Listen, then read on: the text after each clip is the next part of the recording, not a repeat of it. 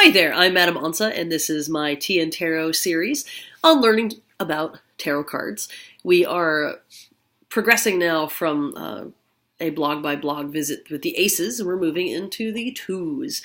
What I have opted to do in this series is to work with 3 different decks at a time, and that will periodically change. We had been working with, excuse me, my deck, the World Spirit Tarot, also the Gummy Bear Tarot, which is hilarious.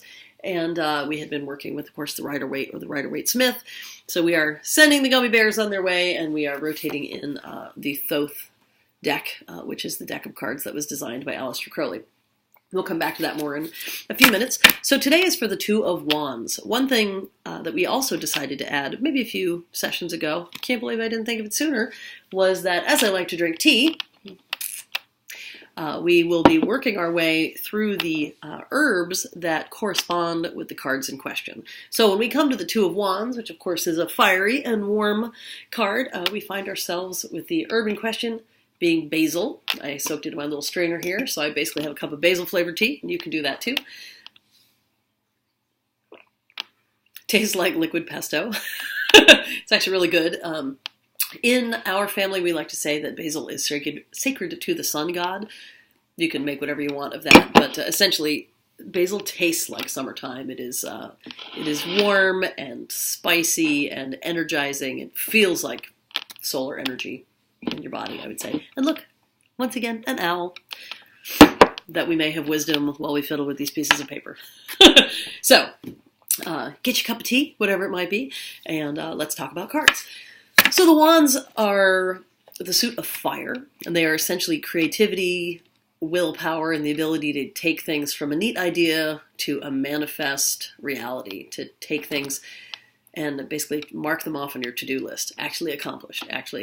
It is the skill to move something from the ephemeral to the worldly.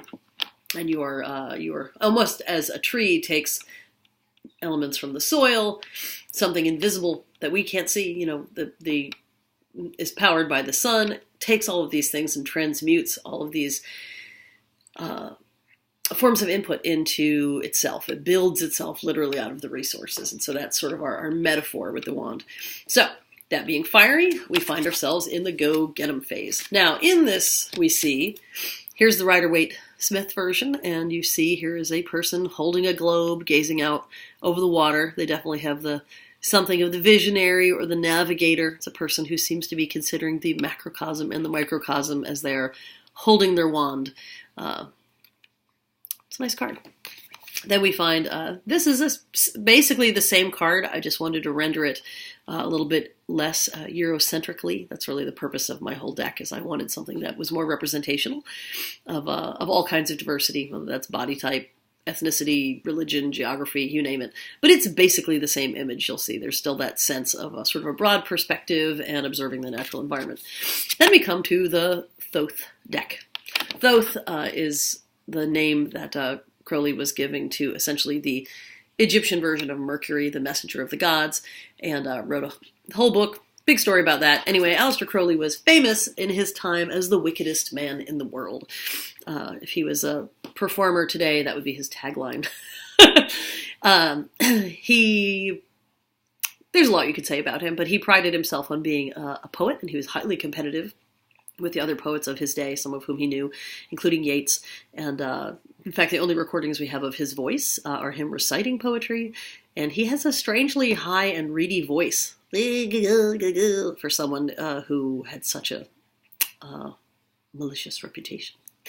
It's interesting. He prided himself on being a painter, and he was certainly a terrible painter. So we are blessed that in all of the work and wisdom that he was able to pour into the creation of this deck, that was expressed by hiring a capable artist to do it. Her name was Lady Frida Harris, and I can only imagine that Aleister Crowley must have been a very difficult client. Because these were paintings, and many of them I know he had her change something here, change something there, do them over and over again, and surely if it wasn't for, he must have had deep pockets or buckets of charisma in order to get her through this process. So you'll notice what is different about this overall compared to this. This is an illustration of what this card is about. This is a picture of 2 wands. Now in his deck, this is referred to as Dominion. In my deck, it's known as initiative or due diligence, but they really come down to the same notion. Now, what he and she were choosing to do in making this deck that is different than what we have seen so far in this series, as Pamela Coleman Smith radicalized the tarot by making it essentially a graphic novel with depictions of what the cards were about. This is really going back to the old days when a picture of two wands was a picture of two wands. The difference being that using some of the sort of wild and radical artistic notions of the day, and we'll see as we go through this deck, there's a lot of different artistic styles at play. It's clearly very cutting edge for its time.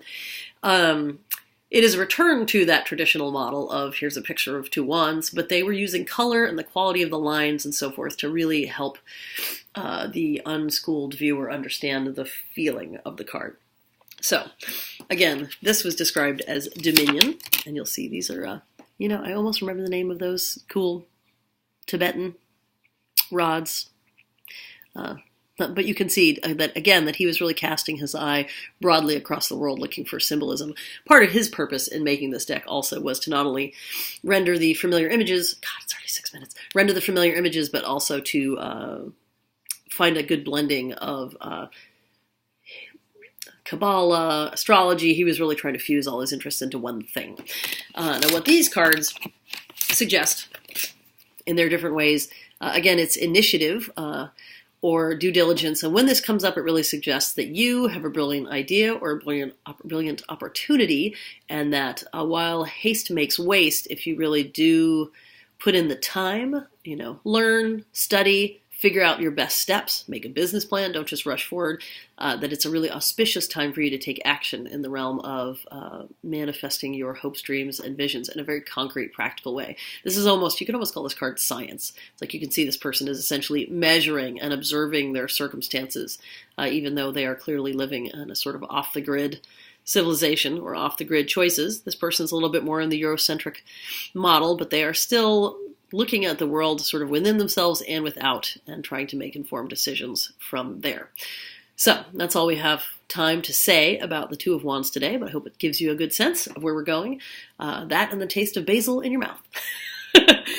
Feel free to contact me on the internet if you have questions or if you have insight for me, because of course I don't know everything there is to know. I've only been studying cards for 20 years, and it is centuries old, this tradition. So you can find me on the internet. I'm at Patreon. I'm on Facebook at World Spirit Tarot. I'm at hardestworkingwomaninsshowbusiness.com. Please reach out and let's learn everything we can together.